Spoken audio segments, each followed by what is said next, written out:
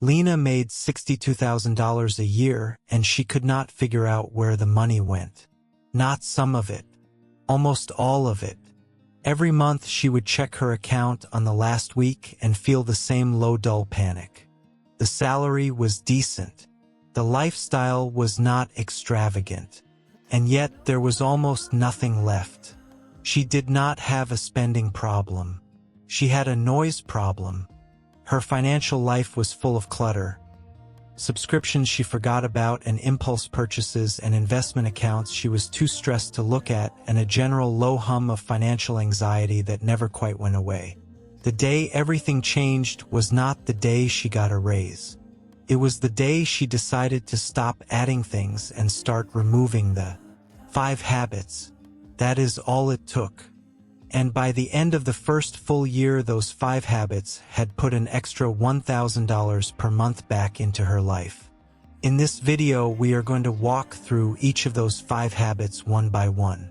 Not as abstract advice, as specific actions with specific numbers attached.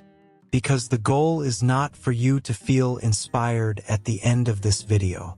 The goal is for you to finish this video and know exactly what to do next.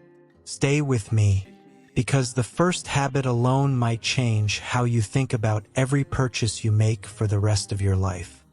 Habit 1 is what Lena called the 24-hour pause. And it is the simplest habit on this list and also possibly the most powerful one. Here is the problem it solves. When you see something you want to buy, whether it is online or in a store or in an ad, your brain releases a small amount of dopamine. Not when you receive the item, when you decide to get it. The decision itself is the reward. The brain has already experienced the pleasure before the purchase even happens. This is why impulse buying feels so satisfying in the moment and so hollow an hour later. The dopamine hit was in the decision. Once the decision is made, the brain has already moved on. And what you are left with is a purchase you made for a feeling that no longer exists. The 24-hour pause interrupts that cycle. Lena made one rule for herself. Any non-essential purchase over $50 had to wait 24 hours before she was allowed to complete it. She would add it to a cart or write it down, and then she would close the tab or walk away and come back the next day. What she found was that roughly 70% of the things she wanted in the moment she did not want the next day. The feeling had passed, the dopamine had settled, and the item just sat there looking like exactly what it was. Something she did not actually need. In the first month alone, the 24-hour pause saved Lena $340. Not because she stopped living, because she stopped buying things for feelings that were gone before the delivery arrived. The deeper principle here is that most impulse spending is not about the product. It is about the emotional state at the moment of the decision. Boredom, stress, social comparison, a difficult day at work. The purchase is a response to the feeling, not to a genuine need. And a 24-hour pause gives the feeling time to pass before the money leaves. You do not need willpower to do this. You just need a rule. One rule. Write it down right now if you have to. Any non-essential purchase over $50 waits 24 hours. That is habit 1. Habit 2 is what Lena called the one fund rule. And this one is for anyone who has ever felt overwhelmed by investing. Like there are too many options and too much to learn and too much risk of getting it wrong. Before Lena discovered this habit, she had 3 separate investment apps. She had individual stocks she had picked based on news articles. She had a crypto position she barely understood. She had a retirement account she had not looked at in 14 months because it made her anxious. Her investment life was cluttered and stressful, and she was doing nothing well. She closed everything down and moved it all into one single total market index fund. One fund. That is it. No individual stocks. No sector bets. No crypto. One fund that owns a small piece of thousands of companies across the entire market and grows as the market grows. The financial result was better than what she had before. But the more important result was the psychological one. She stopped checking daily because there was nothing to manage. She stopped reading stock news because it no longer applied to her. She stopped feeling financial anxiety about her investments because the decision had already been made and it was not going to change. Here is what the math says about this. The research consistently shows that most individual investors underperform a simple index fund by 3 to 4% per year. Not because they are unintelligent.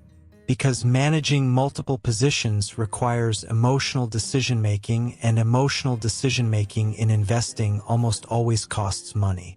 The one fund rule removes the decisions. It removes the stress. And it removes the 3 to 4% annual drag that comes from managing complexity you did not need in the first place.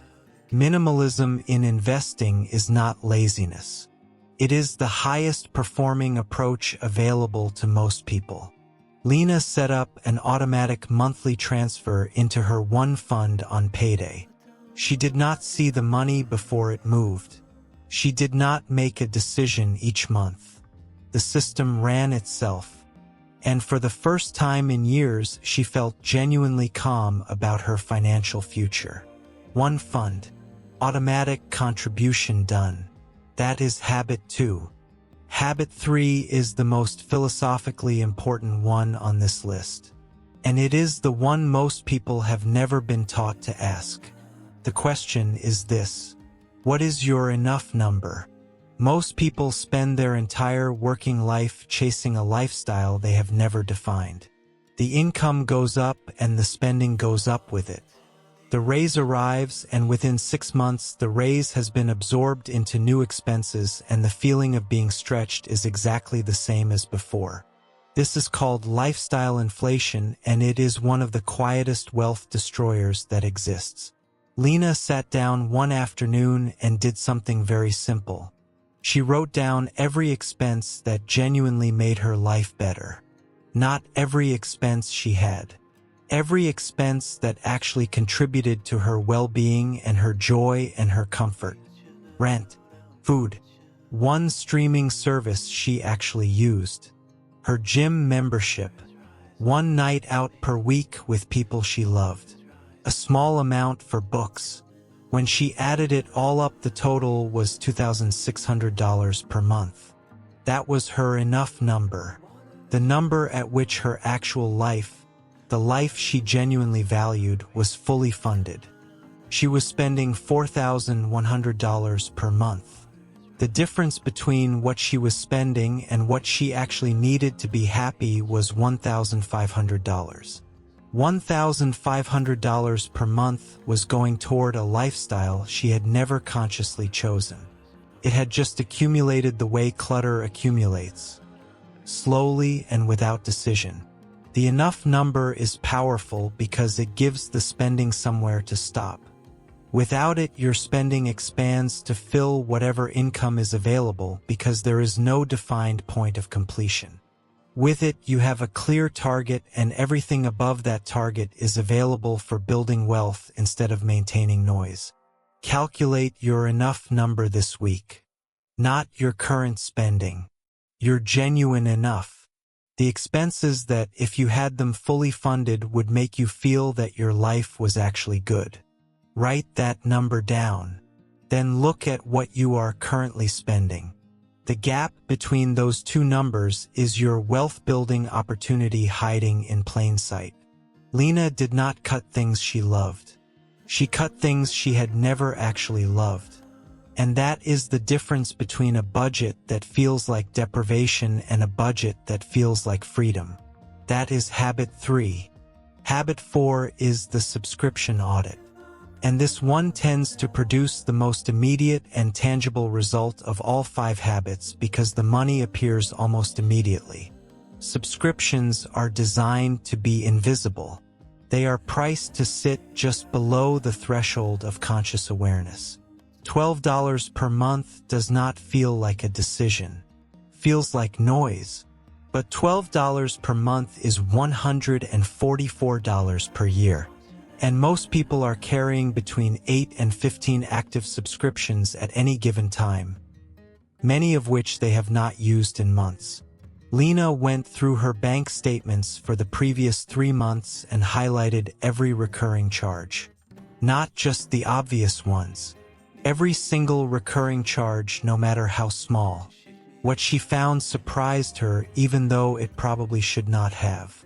She had a fitness app she downloaded during a motivation phase 18 months earlier and had opened twice. She had 2 music streaming services, one she used and one she had forgotten to cancel when she switched. She had a cloud storage plan she had upgraded during a trip and never downgraded.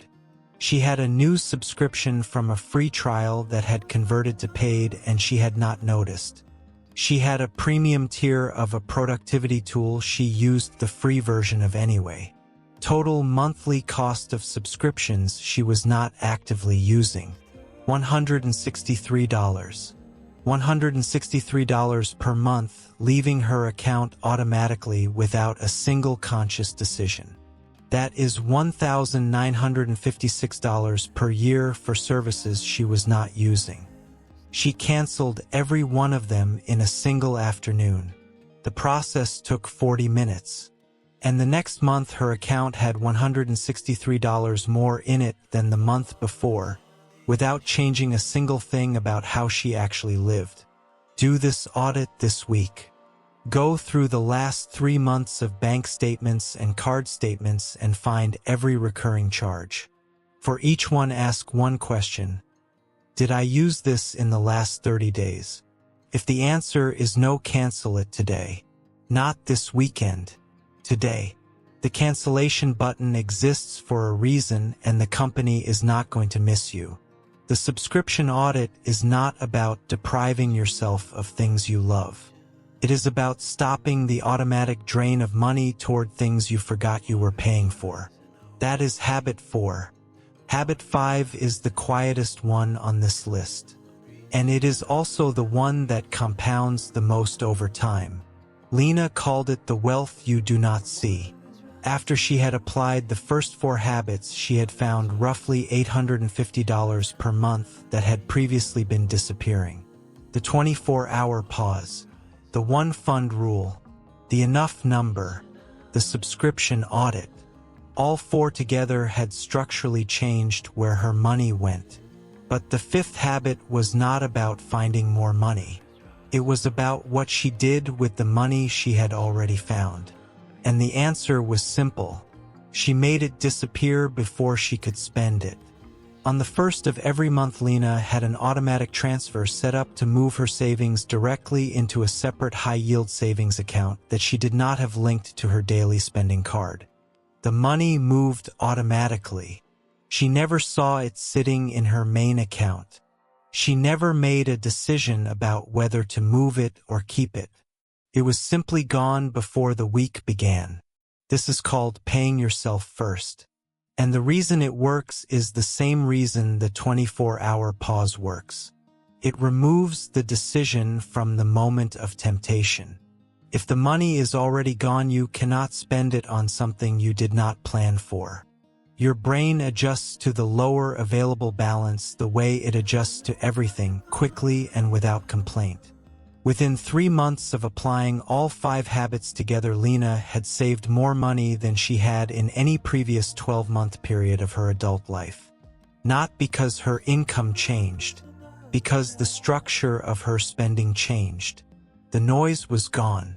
What remained was a financial life that was simple and intentional and calm. The wealth you do not see is the most powerful kind. It does not appear in your daily account balance. It does not show up in your lifestyle. Nobody at the dinner table knows it exists. But it is growing quietly in the background every single month, and it is the only number that will determine your financial future. Automate the savings before you see the money. That is habit 5. And it is the habit that ties all the others together. So here is what Lena's 5 habits looked like when you add up the numbers. The 24-hour pause returned roughly $300 per month by eliminating impulse purchases she would not have chosen the next day. The one fund rule eliminated investment fees and emotional trading losses worth roughly $150 per month in real terms over time. The enough number revealed a gap of nearly $400 per month between what she was spending and what her life actually required. The subscription audit returned $163 per month in automatic drains she had forgotten about. And the pay-yourself-first habit locked all of it away before she could redirect it back toward noise. $1,000 per month. Not from a raise. Not from a second job. From 5 habits that removed the clutter from her financial life and revealed the money that was already there. The minimalist approach to money is not about spending less on everything. It is about spending intentionally on the things that matter and eliminating the automatic unconscious drain of everything that does not. When you remove the noise, what remains is more than enough. Start with one habit this week. Just one. Pick the 24-hour pause or the subscription audit, whichever feels most actionable right now, and apply it for 30 days. Then come back and add the next one. You do not have to change everything at once. You just have to start. The quiet financial life is not a sacrifice. It is a choice, and it is available to anyone willing to stop measuring their wealth by what other people can see and start building the kind that compounds in the background while the world is looking somewhere else. Share this with one person in your life who works hard and still feels like the money disappears.